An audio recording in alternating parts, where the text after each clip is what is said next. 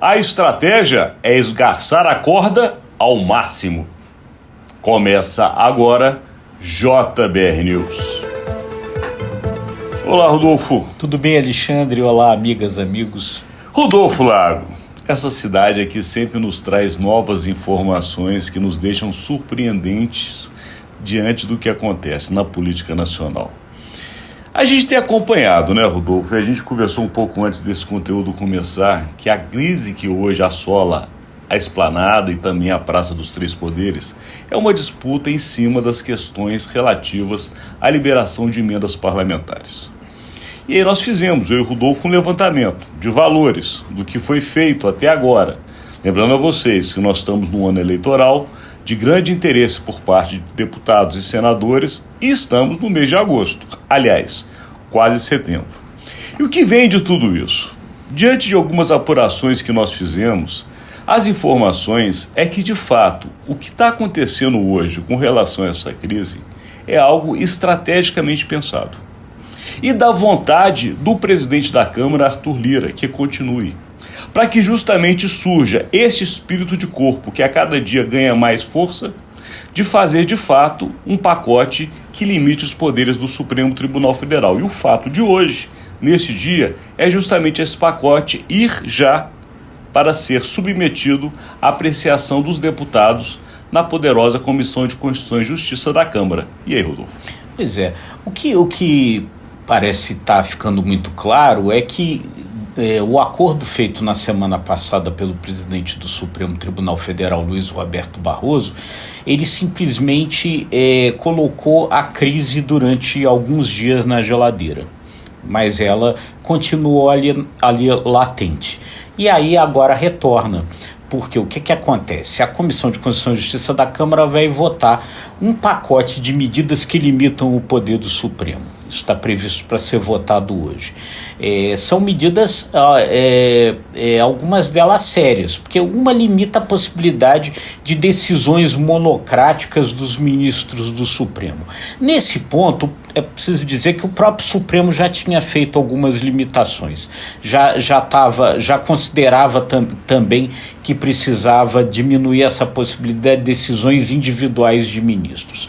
Mas a outra é mais séria, porque ela diz o seguinte, que o Congresso poderia vir a rever decisões do Supremo que, no entender do Congresso, prejudicassem a autonomia legislativa, ou seja, o Congresso passando a ser uma espécie de poder moderador, uma coisa que muita gente considera, inclusive, que seja inconstitucional porque fere a cláusula pétrea sobre a autonomia dos poderes, mas está na pauta, pode ser votado. Então isso mostra que a crise dos poderes ainda não terminou. Desculpa lhe interromper, mas para complementar, ainda tem mais uma que cria crime de responsabilidade para ministro do Supremo Tribunal Federal.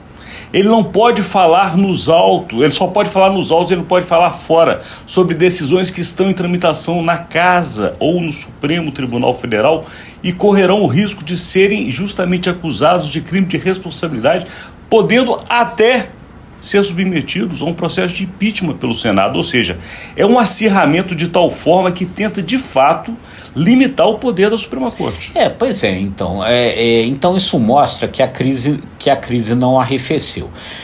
O que aconteceu na reunião da semana passada, o que se apurou, já deixava um pouco de fumaça de que isso pudesse acontecer, porque todas as informações eram de que todas as pessoas que estavam ali, uma não estava nada satisfeita, estava demonstrando que não estava nada satisfeito, que era o presidente da Câmara, Arthur Lira.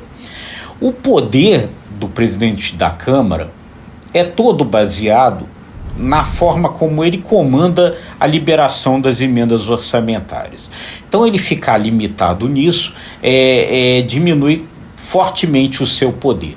No processo de sucessão do nome dele, ele já tinha feito promessas a vários partidos e tal, no sentido de liberar aqui e ali emendas. Então, ele não quer ficar limitado nesse poder, porque ele sente que ficando limitado nesse poder, ele fica limitado né, no jogo sucessório e no poder que ele tem como parlamentar quando ele deixar de ser presidente da Câmara. Não aceita isso e então armou o jogo. Agora, como você bem disse, né, Alexandre, isso tudo foi muito bem calculado, porque na verdade, nesse momento, cá entre nós, é isso que a gente vai mostrar, ninguém ali na Câmara dos Deputados e no Senado Federal ficou no prejuízo, né, Alexandre? É isso mesmo. Ontem eu conversei com uma fonte que tem anos de casa, é um funcionário do Senado e que conhece muito bem a Comissão de Orçamento.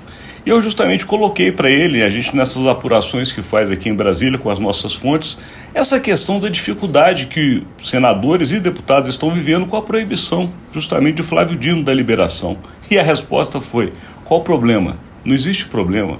Eles já receberam muito mais do que eles estavam esperando. E nós vamos fazer o levantamento. Só para vocês verem, o total de emendas a serem liberadas no ano de 2024 é de 44,7 bilhões de reais.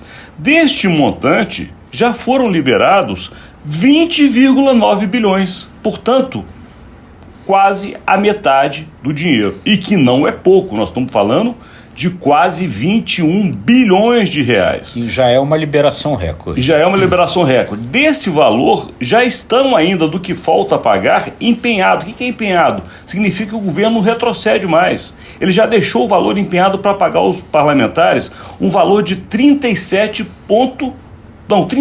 bilhões. Esse é o valor. Ou seja, nós temos um previsto para antes das eleições que chega a um montante de 30 bilhões de reais. Pois é, e aí o que acontece aqui, só complementando? Nesse momento em que o Flávio Dino suspendeu a liberação de emendas, a liberação de emendas já estava suspensa pela legislação eleitoral. A partir de um determinado momento antes das eleições, não pode mais haver repasse para os estados e para os municípios. Então, na verdade, os deputados sabem muito bem que essa liberação agora não aconteceria. E aí o que acontece?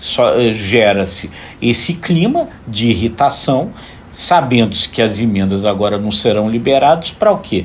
Meter a faca no pescoço do Supremo e tentar resolver as coisas de outra forma. Quer dizer, tendo ou não tendo o acordo em torno da questão das emendas, o processo não seria diferente nesse momento. A legislação determina que não pode se liberar dinheiro faltando 2 meses para a eleição. Nós estamos no final de agosto, a eleição acontece no início de outubro.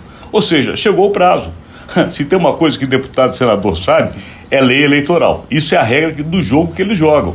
Eles sabiam que não ia ter mais repasse. E o dinheiro que eles tinham que receber, já receberam um montante imenso. E depois das eleições, é claro que eles receberão o que está empenhado, porque já está determinado pelo governo, e o governo tem outros interesses. Neste momento, o interesse é de Arthur Lira. Um interesse muito claro, muito estrategicamente elaborado, no qual deixa esgarçar a corda ao máximo, sem arrebentar. Mas vamos aproveitar neste momento justamente a insatisfação dos parlamentares numa decisão monocrática de Flávio Dino, que acabou levando o plenário da corte a, juntamente com ele, decidir por uma decisão que é contrária à vontade dos deputados e senadores. E neste momento, o que eles fazem?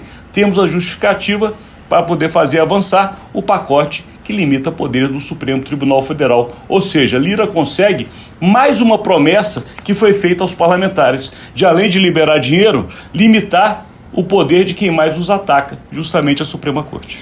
Pois é, enfim. Então, o que houve na semana passada foi uma tréguazinha, mas a guerra voltou toda. Quem deve estar preocupado é o presidente da República, deve estar com as barbas de molho, porque, de fato, o maior prejudicado de tudo isso é o próprio presidente. Mas daqui a gente tem que encerrar, Rodolfo Lago, este conteúdo de hoje, agradecendo a sua audiência. É isso aí, gente. Deixando aquele convite. Se você gostou, curta, compartilhe, acesse imagemcredibilidade.com, se inscreva no ICTV e nos nossos demais canais. Obrigado e até amanhã.